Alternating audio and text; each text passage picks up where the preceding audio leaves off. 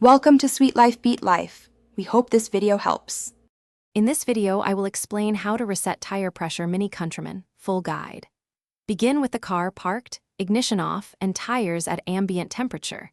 Check PSI on the placard or owner's manual, then inflate to recommended PSI. Turn ignition to accessory, press and hold the tire pressure reset button until the TPMS light blinks, then drive slowly for 10 minutes to complete sensor relearn. You'll be all set. Gather a digital gauge, air compressor, and your key fob before you start so the process is smooth and focused. Park the car, let the tires cool to ambient temperature, then check and record current PSI for each tire.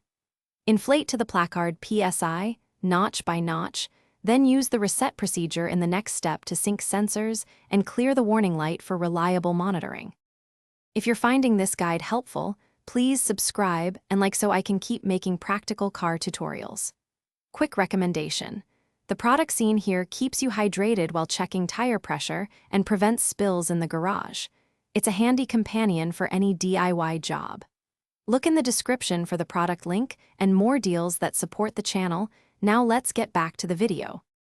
With tires at correct PSI and ignition in accessory, find the tire pressure reset button in the cabin and press, and hold it until the TPMS light flashes. Release the button, then start the vehicle and wait for the light to turn off or blink. This indicates the relearn process began. Take a slow, steady drive for about 10 minutes so sensors register updated pressures and the warning light clears for normal operation. Thanks for watching. Consider subscribing if we helped you.